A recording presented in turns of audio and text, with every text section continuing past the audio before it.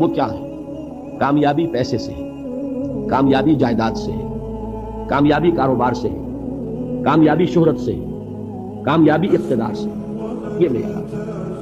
جو جتنا دولت مند اتنا کامیاب، جو جتنا مشہور اتنا کامیاب، جو جتنا پاپولر اتنا کامیاب، جو حکومت پر پہنچ گیا کامیاب، جس نے بڑا کاروبار جما لیا کامیاب، جس نے السلام علیکم جی دوستو، کیسے ہو؟ امینوں کی سب ٹھیک خیریت سے جی۔ میرا نام پرویز علی۔ آج ہم بات کریں گے کہ کامیابی کیا چیز ہے۔ کامیابی پیسہ ہے یا گاڑی ہے یا بنگلہ ہے یا کچھ اور ہے؟ کامیابی اچیومنٹ آخرکار ہے کیا؟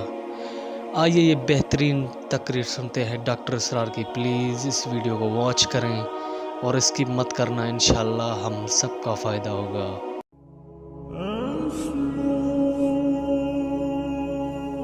ہمارے ذہنوں میں جو معیارات بیٹھے ہوئے ہیں وہ کیا ہے؟ کامیابی پیسے سے ہے، کامیابی جائیداد سے ہے، کامیابی کاروبار سے ہے، کامیابی شہرت سے ہے، کامیابی اقتدار سے ہے۔ یہ معیارات ہیں۔ جو جتنا دولت مند اتنا کامیاب، جو جتنا مشہور اتنا کامیاب، جو جتنا پاپولر اتنا کامیاب، جو حکومت پر پہنچ گیا کامیاب، جس نے بڑا کاروبار جما لیا کامیاب، جس نے بہت جائیداد بنا لی کامیاب۔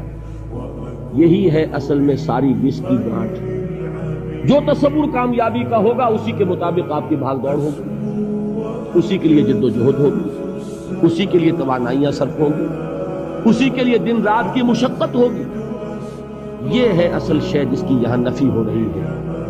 کامیابی دولت سے نہیں، کامیابی شہرت سے نہیں، کامیابی اقتدار اور طاقت اور حکومت سے نہیں، بلکہ کامیابی ہے ایمان سے، عمل صالح سے، تواصی بالحق سے، تواصی بالصبر۔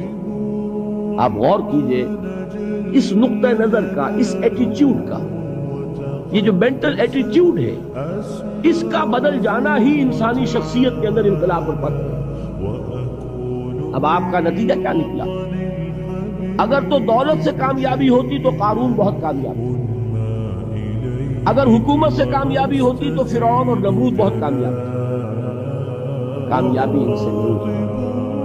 کامیابی انسان دولت میں قارون کی دولت تک پہنچ جائے اور دنیا میں دبدبہ اور اقتدار اور سلطنت اور حکومت کے اعتبار سے وہ نمرود اور فرعون کا مقام حاصل کر لے، وہ ناکام ہے، خائب ہے، خاسر ہے، برباد ہے۔ اور ابو ذر غفاری کامیاب ہے، چاہے ان کے پاس کچھ نہیں، جھونپڑی تک نہیں، کوئی گھر نہیں۔ حضور نے فرمایا ہے اللہ کے کچھ بندے ایسے ہوتے ہیں جو کسی محفل میں جانا چاہیں تو انہیں اجازت نہ ملے، جو کہیں اگر رشتہ کرنا چاہیں کوئی ان سے رشتہ کرنے کو تیار نہیں، کہیں کوئی سفارش کرنا چاہے تو ان کی کوئی بات ہی نہ سنے۔ لیکن اللہ کے ہاں ان کا وہ مقام ہے کہ اگر بھولے سے بھی کسی بات پر قسم کھا بیٹھتے ہیں تو اللہ ان کی قسم کی لاج رکھتا ہے۔ یہ ہے فرق۔ یہ جان لیجیے اچھی طرح، اس بات کا مان لینا آسان، اس پر سبحان اللہ کہنا آسان، لیکن اس کے مطابق آپ کے اپنے ذہن کا بدل جانا بہت مشکل ہے۔ اس لیے کہ ہم متاثر ہوتے ہیں اپنے ماحول سے۔ وہ بڑا محل ہے، دیکھ کر ایک دفعہ ٹھجری آتی، وہ بڑی سی 20 فٹ لمبی کار سناٹے کے ساتھ آپ کے پاس سے گزر گئی۔ ایک دفعہ اعصاب کے اندر ارتعاش ہوتا، محسوس ہوتا ہے بڑے یہ نصیبے والے لوگ ہیں، بڑے خوش نصیب، بڑے کامیاب، حالانکہ کچھ معلوم نہیں کہ یہی سب سے بڑی بدنصیبی ہے۔ ہو سکتا ہے کہ یہی سب سے بڑی ناکامی ہے۔ اگر ذہنوں میں یہ بات بیٹھ جائے کامیابی کس شے سے، یہی وجہ دیکھیے قرآن مجید میں بارہا آپ دیکھیں اولئک ھم المفلحون، یہ ہے لوگ کامیاب ہیں۔ آج ہی آپ نے نماز میں وہ آیات سنی، یا ایھا الذین آمنوا ارکعوا واسجدوا واعبدوا ربکم وافعلوا الخیر لعلکم تفلحون۔ اے ایمان والو، رکوع کرو، سجدہ کرو، اپنے رب کی پرستش اور بندگی کرو اور اچھے کام کرو تاکہ تم کامیاب ہو جاؤ۔ تو کامیابی کن چیزوں سے ہے؟ یہ ہے سب سے بڑا سبق۔ یہ ہمارے دل میں اگر بات بیٹھ جائے، ٹھک جائے، زندگی بدل جائے، صبح و شام بدل جائیں گے، نقشے بدل جائیں گے، بھاگ دوڑ کا رنگ بدل جائے گا، ویلیو سٹرکچر بدل جائے گا. آج وہ ایک چیز نہایت اہم نظر آ رہی ہے، کل نہایت غیر اہم نظر آئے گی. جیسے کہ حضور کی حدیث ہے، مالی ولی دنیا، مجھے تمہاری اس دنیا سے کیا سروکار ہے.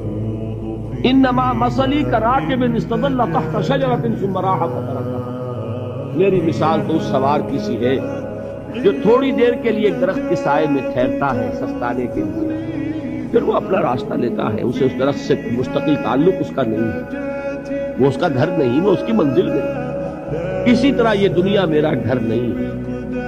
اب دیکھیے ہم کہتے ہیں انا للہ و انا الیہ راجعون، ہم تو مسافر ہیں، ہم اللہ کے پاس سے آئے، اللہ کی طرف ہمیں لوٹ جانا.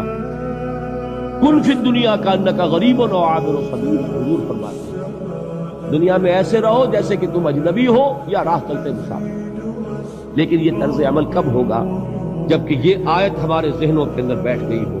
والعصر ان الانسان لفی خسر الا الذین آمنوا وعملوا الصالحات وتواصوا بالحق وتواصوا بالصبر.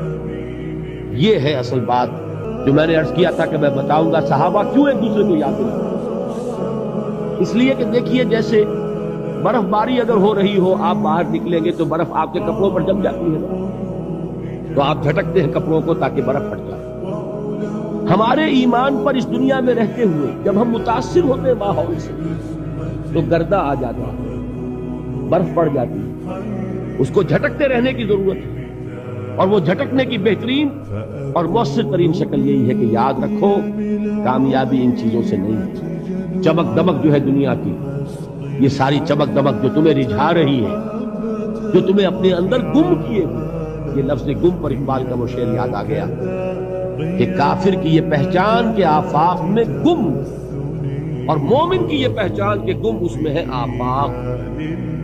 تم گم نہ ہو کر رہ جاؤ اس میں، مبہوت نہ ہو کر رہ جاؤ، مرعوب نہ ہو کر رہ جاؤ. دنیا ہی کی محبت تمہارے اوپر ڈیرے نہ ڈالے، تمہارے دلوں کے اوپر مسلط نہ ہو جائے.